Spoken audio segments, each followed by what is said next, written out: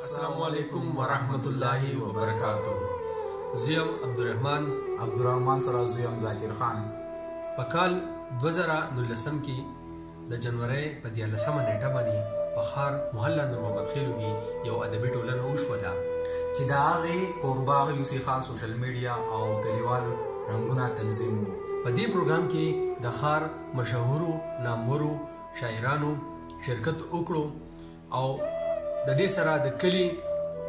مشرانو درنو مشرانو او کشرانو هم شرکت وکړو. امید لرم چې دغه غونډه به انشاءالله ستاسو ډېره زیاته خوښه شي. د دې یو عکس چې کوم دی هغه به تاسو ته وار په وار باندې په یوسف خان سوشل میډیا او کلیوال رنګونو باندې راځي.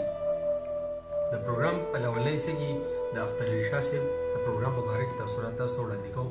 امید لرم چې تاسو ملګرو دا نننۍ غونډه چې دا په یو تاثر کې او په یو پس منظر کې یو خپل یو ډېر لوړ او ډېر مهم مقام لري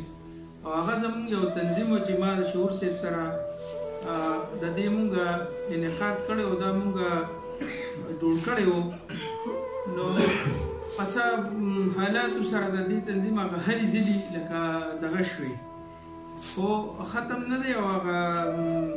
سایل صاحب خبره کوي چې تا به زه د زړه په سر لیکمه د زړه سره تا به زه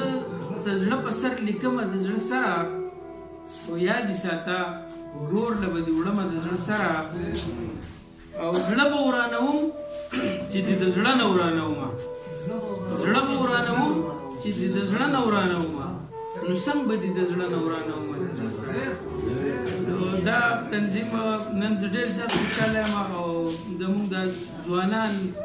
زموږ دا عبدالرحمن مشتاق ذاکر شال محمد علم دا ټول چې دي که نه د دې زلمو دا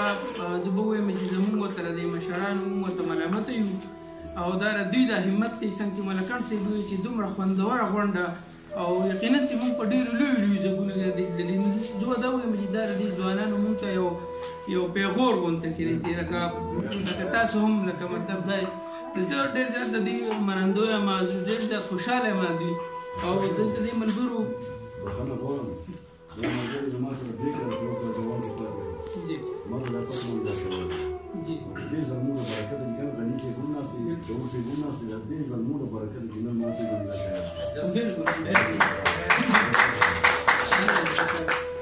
زه ډېره زیاته مننه کوم د دې ملګرو د مضافاتو چې زموږ د کوم زموږ سره په دې پروګرام کې شرکت کړی دی او شفیع الله بھائی هم د هغه مننه کوم چې راغلی دی. داسې ډېر ملګري راغلي دي. د ارشد خان ډېره زیاته مننه کوم چې دا ډېر الله بال ساتي او دوی په دې کې موږ له دا زګې راکړو دې ملګرو له حوصله افزایي وکړله او د دې ملګرو دا کوم زموږ د ښار چې کوم سوشل میډیا ده د دې او د کلیوال رنګونو چې کوم دی د دې ټولو ملګرو د دې ټول ټیم د دې ټولو ملګرو د صدر صاحب او د ګران میلمه علي اکبر ملکان صاحب خصوصي مننه کوم چې زموږ د محفل ته ښکلا راوبخله. باقي ټایم دغه د زیات وخت نه لمه او مننه او شکریه د دې